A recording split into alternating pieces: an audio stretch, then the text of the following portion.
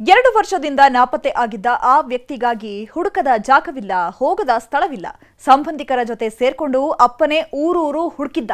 ಆದರೆ ಅಪ್ಪ ಸತ್ತ 1 ವಾರಕ್ಕೆ ಅಸಲಿ ರಹಸ್ಯ ಬಟಾಬಯಲಾಗಿದೆ.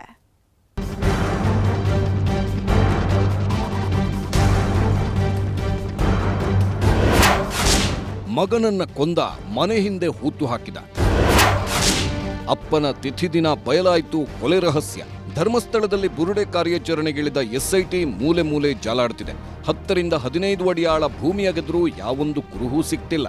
ಹೀಗಾಗಿ ಕರ್ನಾಟಕದಲ್ಲಿ ಮೂಳೆ ಹುಡುಕಾಟದ್ದೇ ದೊಡ್ಡ ಸುದ್ದಿ ಆಗ್ತಿರೋ ಹೊತ್ತಲ್ಲಿ ಹಾಸನದಲ್ಲೂ ಮೂಳೆ ರಹಸ್ಯ ತೆರೆದುಕೊಂಡಿದೆ. ಅಪ್ಪನೇ ಮಗನನ್ನ ಕೊಂದು ಹೂತು ಹಾಕಿದ್ದ 2 ವರ್ಷದ ರಹಸ್ಯ ಅಪ್ಪನ ತಿಥಿ ದಿನವೇ ಬಟಾಬಯಲಾಗಿದೆ. ಇವನ ಹೆಸರು ರಘು ಅಂತ. ಈಗ ಬದುಕಿದ್ದಿದ್ರೆ 32 ವರ್ಷ ತುಂಬಿರುತ್ತಿತ್ತು. ಹಾಸನ ಜಿಲ್ಲೆಯ ಆಲೂರು ತಾಲೂಕಿನ ಸಂತೆಬಸವನಹಳ್ಳಿಯ ಈತನಿಗೆ ಮದುವೆಯಾಗಿ ಸಂಸಾರವೂ ಇತ್ತು.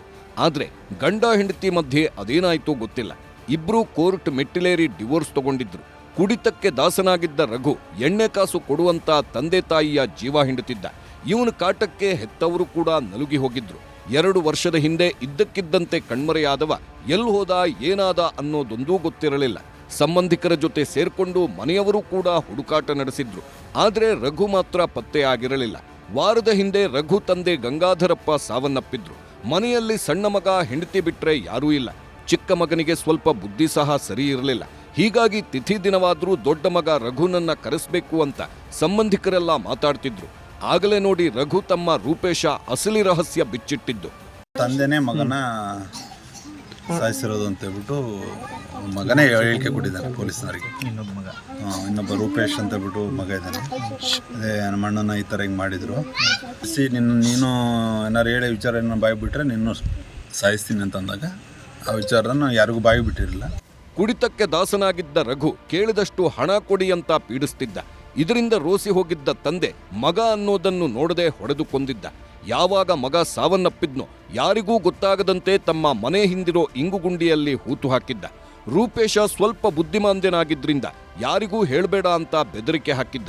ಹೀಗಾಗಿ ಈತನೂ ಯಾರ ಬಳಿಯೂ ಹೇಳಿರಲಿಲ್ಲ. ಅಪ್ಪನ ತಿಥಿ ದಿನ ಅಣ್ಣನ ವಿಷಯ ಬಂದಿದ್ದಕ್ಕೆ ಎಲ್ಲಾ ಬಾಯ್ ಬಿಟ್ಟಿದ್ದಾನೆ. ಪೊಲೀಸರಿಗೆ ವಿಷಯ ಗೊತ್ತಾಗ್ತಿದ್ದಂತೆ ಉತ್ಖನನ ಕಾರ್ಯ ನಡೆಸಿ ಮೂಳೆ ಹೊರತೆಗೆದು ಪರೀಕ್ಷೆಗೆ ಕಳಿಸಿದ್ದಾರೆ. ಇದ್ರ ಮೇಲೆ ನಾವು ತನಿಖೆಯನ್ನು ಮುಂದುವರಿಸಿ ನಮ್ಮ ಸೋಕೋ ಆಫೀಸರ್ಸ್, ಫಾರೆನ್ಸಿಕ್ಸ್ ಡಾಕ್ಟರ್ಸ್ ಮತ್ತು ಲೋಕಲ್ AC ಕರ್ಕೊಂಡೋಗಿ ಆ ಸ್ಥಳದಲ್ಲಿ ನಾವು ಎಕ್ಸಿಬಿಷನ್ ಮಾಡೋ ಟೈಮಲ್ಲಿ ಅಲ್ಲಿ ಒಂದು ಬಾಡಿ ಅಂತೂ ಸಿಕ್ಕಿದೆ.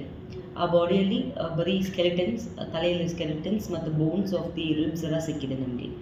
ನಾವು ತನಿಖೆಯನ್ನು ಮುಂದುವರಿಸೋ ಸಮಯದಲ್ಲಿ ನಮ್ಗೆ ಕಂಡು ಬಂದಿರೋದು ಈ ರೀತಿ ತಂದೆನೇ ಮಗನಿಗೆ ಕೊಲೆ ಮಾಡಿರ್ತಾರ ಅಂತ ಅವ್ರಿಗೆ ಮಾಹಿತಿಯನ್ನು ಸಿಕ್ಕಿದೆ. ಒಟ್ನಲ್ಲಿ 2 ವರ್ಷದಿಂದ ಹುದುಗಿಸಿಟ್ಟಿದ್ದ ರಹಸ್ಯ ಬಯಲಾಗಿದೆ. ಆದ್ರೆ ಮಗನನ್ನ ಕೊಂದ ಅಪ್ಪನೂ ಕೂಡ ಸಾವಿನ ಮನೆ ಸೇರಿಯಾಗಿದೆ. ಕೃಷ್ಣ ಇಬ್ಬೀಡು, ನ್ಯೂಸ್ 18 ಹಾಸನ.